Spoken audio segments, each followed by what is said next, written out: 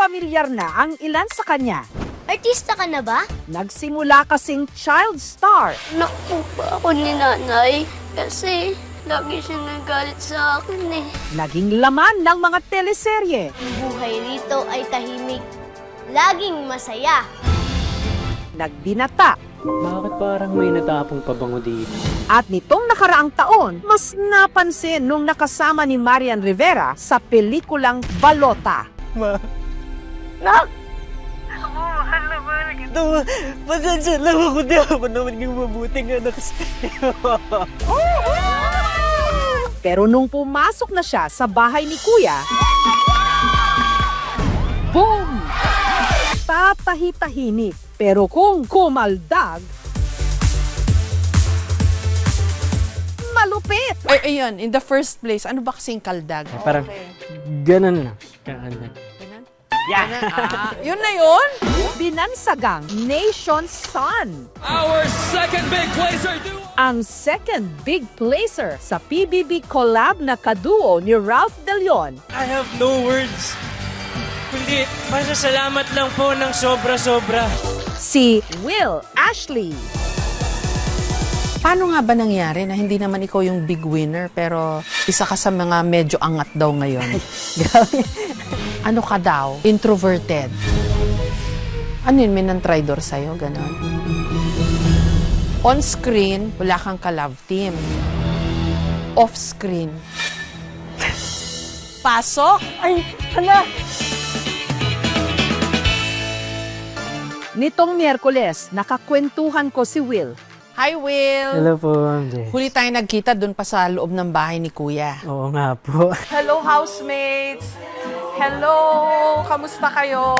Child star ka din, di ba? Yes po, nag-start po ako sa showbiz ng 2013. Kamusta ka na after that? Okay naman po, simula po paglabas namin medyo naging busy po yung schedule. But I'm really happy and grateful po sa lahat ng opportunities. Kasi pag nakulong ka sa isang bahay sa loob ng mahabang panahon, nagkakaroon ng tinatawag na cabin fever. Yung parang buryong na buryong ka kasi nasa loob ka lang in a long time. Hindi kayo nagkaroon ng ganon? Ako po, nagkaroon po talaga ako. To the point na parang naiiyak na po ako kasi hindi ko nakita yung mga friends ko and wala ako masyadong ginagawang iba sa loob ng bahay ni Kuya. Paano nga ba nangyari na hindi naman ikaw yung big winner pero isa ka sa mga medyo angat daw ngayon?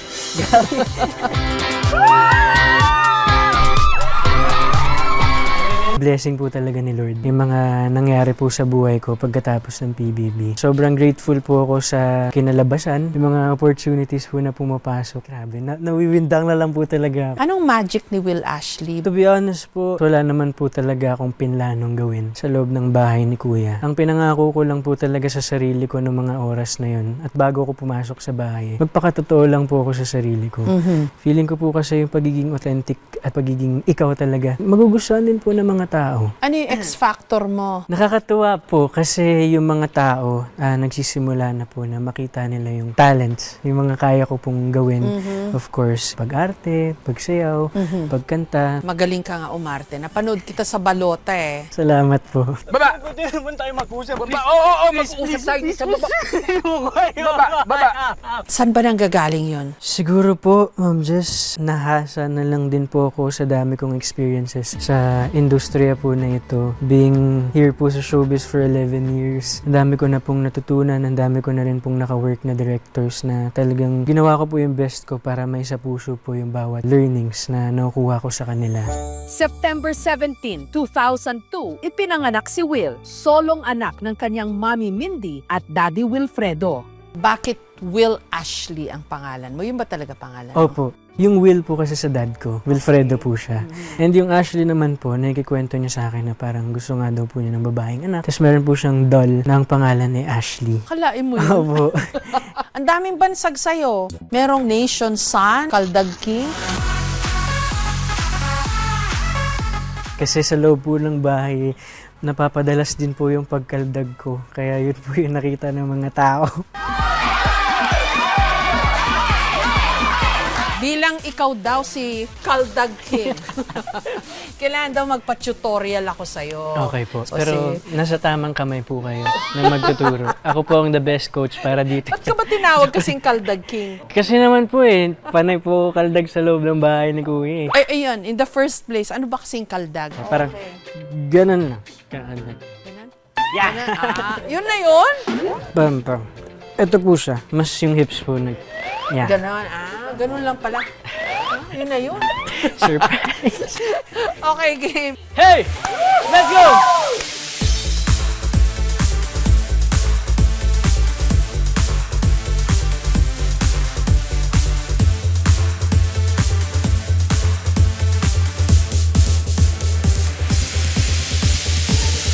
Yeah! Meron. Yung Nation Son nga po, bilang mama's boy, lagi ko pong hinahanap sa loob ng bahay na talagang iniiyakan ko po dun sa bahay ni Kuya.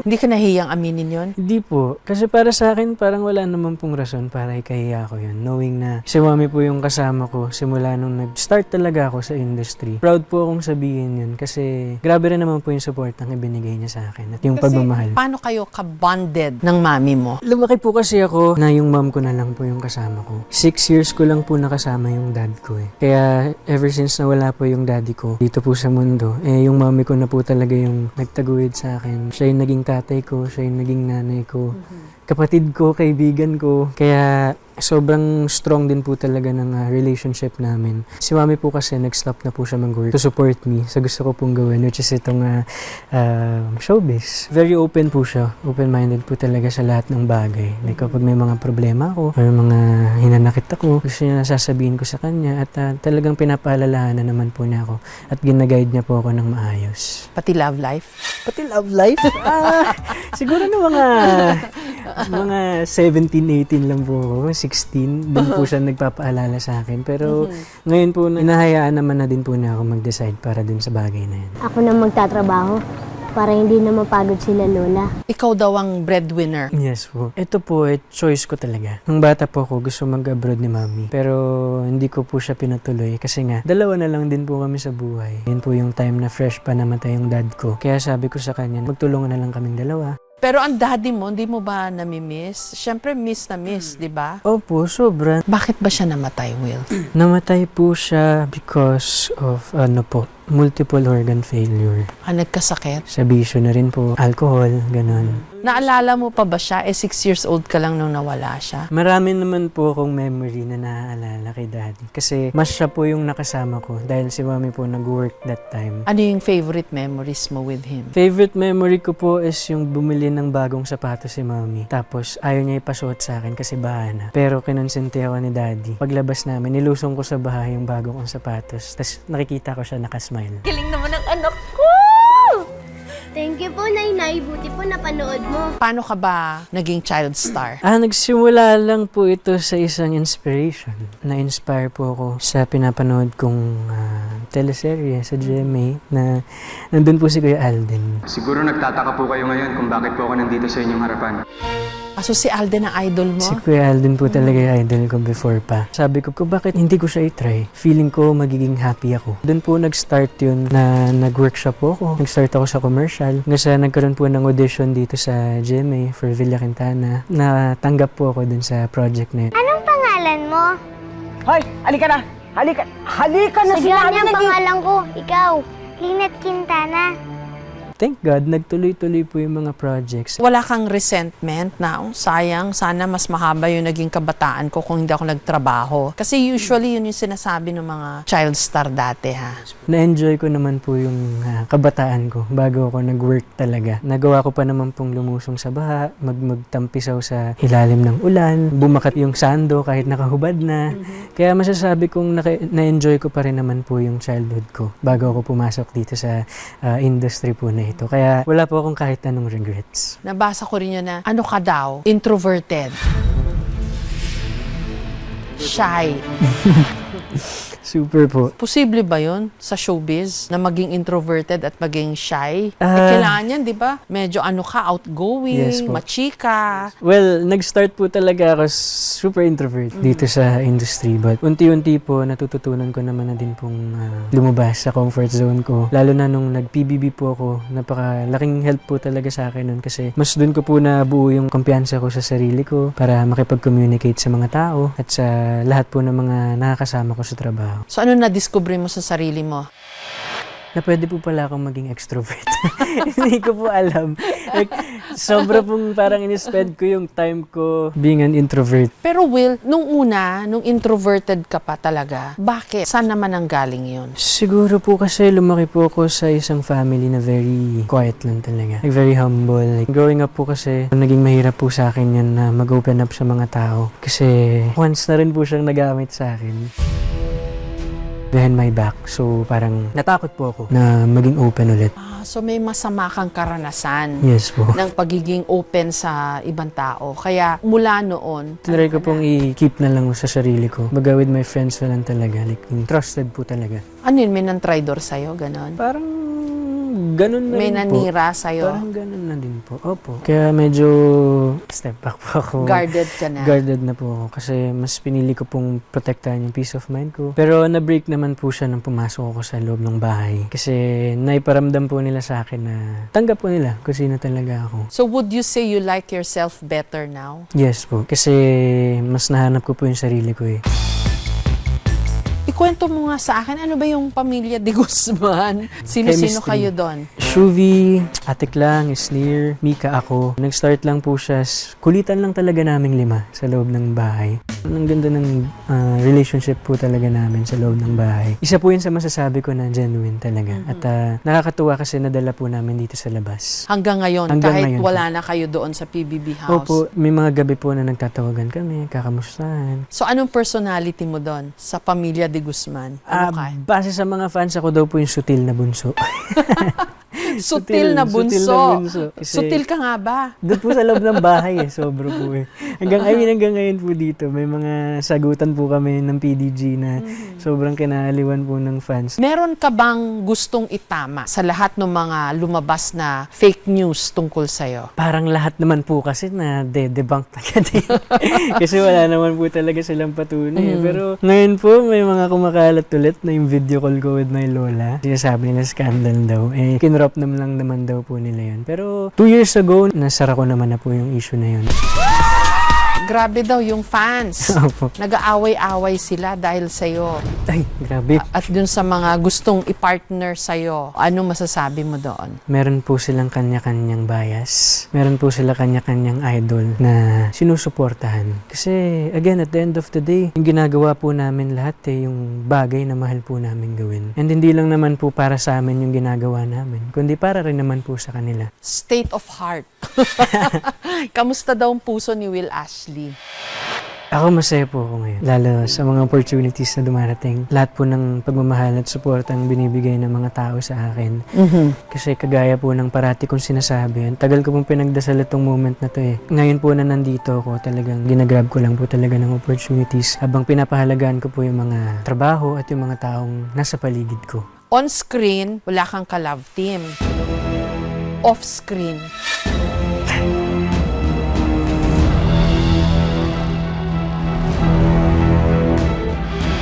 Ay, focus po muna ako sa work ngayon.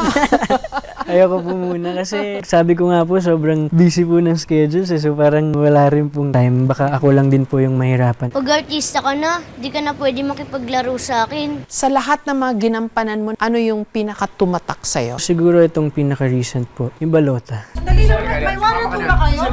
Si Enzo. Kasi iba rin po naging impact niya sa akin eh. Parang mas doon ko po naipakita talaga yung love ko for acting.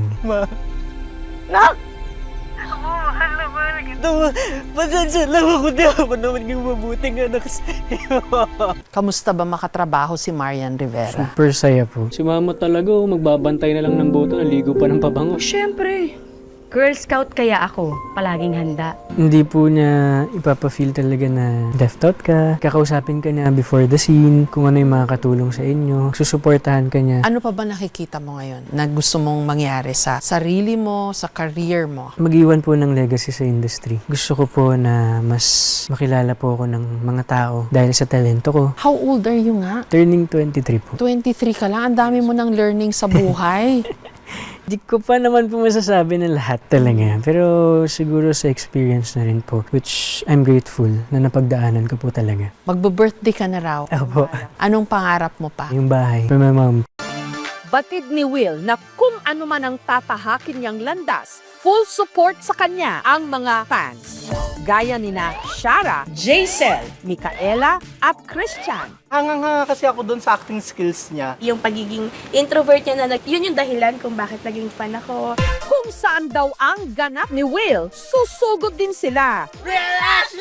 Dala-dala ang kanilang mga pa-banner, pati na mascot. Paandar!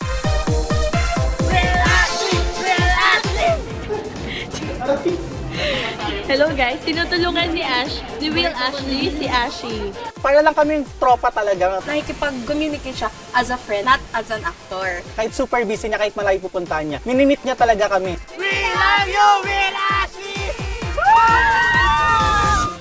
Pero kung meron man daw number 1 na tiga-suporta si Will, yan ay ang kanyang best friend na si Carlo. Magkapatid na po talaga yung turingan namin. Ang tahimik niya po talaga. Siya po yung tipo ng tao na hindi ka niya kakausapin unless na kausapin mo siya. Nung nawala na po yung hiya niya, ayun, lumabas na po yung kulit niya. Andito po tayo sa dating nirenta nila Will. Every week, nandito po ako sa kanila. Dito po kami naglalaro nila Will madalas kapag nag-aaya po siya ng basketball. Kahit sobrang sikat niya na, hindi pa rin siya marunong makalimot. At dahil nalalapit na ang 23rd birthday ni Will, may inihanda kaming sorpresa sa kanya. Pasok!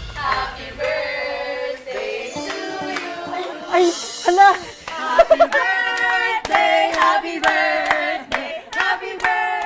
Oh my God! Wow! Hindi ko pa kayo namukaan. Thank you guys. Grabe. Make a wish Thank daw. you. Surprise 1 lang yun, ha? Eto. Meron pa po? Oo, eto yung surprise 2. Pasok, surprise 2. Ay! Wow! Kaya pala nag-alis ka ng location mo. Hello! Diyos ko Hi, po. Hello! Hello! Ano ginagawa mo dito? Ano? BFF? Opo, super. Ilang taon na kayo mag-BFF ni Carlo? Tagal na po. Grade 7 Grade 7 po. Ah, talaga? Kamustang BFF tong si Will? Masaya po. Lagi pong nag-aaya lumabas. Bardagulan po kami. Opo. Bardagulan. Anong pang-asar mo dito? Po, marami. Let's not talk about it. Actually po, ma'am, just itong mga nangyayari sa akin ngayon. 1 month before ako pumasok ng PBB, pinag-uusapan namin, kailan kaya ako magiging ganito? Kailan kaya magiging ganyan? Kasi sila yung nagsasabi sa akin na soon, mangyayari yan. Ganun. Tapos ngayon, eto na po. May tanong ka rin daw? Meron po. Oo, sige, Yung game. mga hinanda pa akong tanong. Oo, naku, patay. First po, First, marami. ano yung pinaka-namimiss mong banding natin? Siguro mga biglaan lakad. Kasi madalas ko po siyang sinusundo sa bahay nila nang di niya alam. Mga patagaytay, ganyan. Mga tambay po sa coffee shop. Ano yung masasabi mo sa Will Ashley 11 years ago?